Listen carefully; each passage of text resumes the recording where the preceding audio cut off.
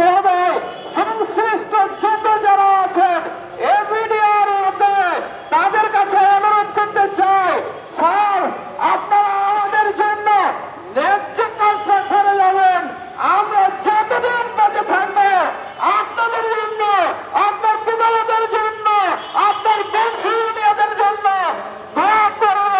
আল্লাহ পাক রব্বুল আলামিন আপনাদের জন্য দুনিয়াবি গজব, আযাব, রোগ, শোক, ব্যথা, বেদনা, যে কোনো রকমের বিপদ আপদ থেকে যেন আল্লাহ আপনাদেরকে হেফাজত করেন।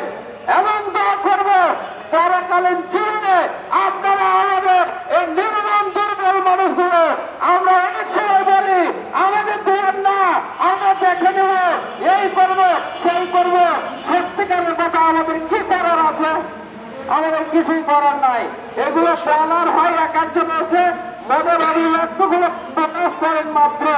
তবে সেখানে নিষ্ঠুরতা হয়ে কিছু আদায় করা যায়, তার চাইতে বেশি ভদ্র ব্যবহার দেখিয়ে আদায় করা যায়, কোমল আচরণ দেখিয়ে আদায় করা যায়।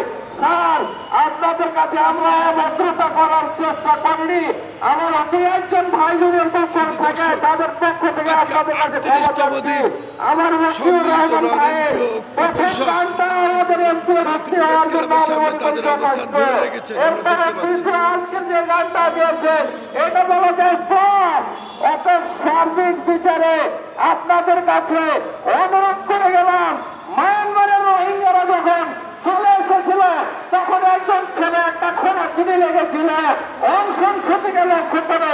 অংশন সতী তুমি যখন জেলখানায় ছিলে তখন তোমার জন্য আমরা রোজা করেছিলাম, কিন্তু মুক্ত হয়ে তুমি সরকারের সাথে আঘাত করে তুমি মুসলমানদেরকে এমন ভাবে অন্যায় করলে, এই জন্য একটা খোলায় চিনি লেগে গিয়েছিল, চোখের জলে লিখে গেলাম তোমার ভবিষ্যৎ। অতএব আমাদের পূর্বের শক্তিধর ব্যক্তিরা আমাদের এই কাজটা করার দায়িত্ব যাদের উপর ছিল, যারা চলে গেছেন আমাদের যুদ্ধের ননীয় শিক্ষক মন্ডলীদের চোখের পানি দিয়ে আপনাদের ভবিষ্যৎ দেখে গেলাম। লোকাল পরকাল আপনারা এর পাবেন না, আল্লাহ এর বিচার করবে। এবং যারা করার জন্য আত্মনিবেদন করেছেন, আত্মনিয়োগ করেছেন, স্যার আপনারা করে যাবেন, আপনাদের জন্য আমরা দোয়া করব। শেষে বলে যায় যে ওঠে ওঠে স্যার আপন দেশে যান, আপনাদের মতো বন্ধু যেন যুগ যুগ ধরে হয়।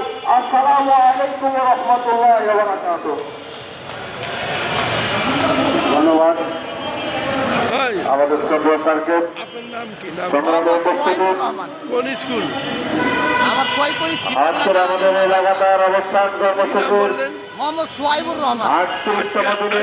38তম দিন কোন সুযোগ পাইছেন? কার্যক্রম কোন রকম আমাদের এখানে সমস্ত ঘোষণা করছি। আমরা অনেকটা ইনশাআল্লাহ আগামীকাল সকাল 9টা থেকে আবার পুনরায় আমাদের আনুষ্ঠানিক কার্যক্রম শুরু হবে ইনশাআল্লাহ।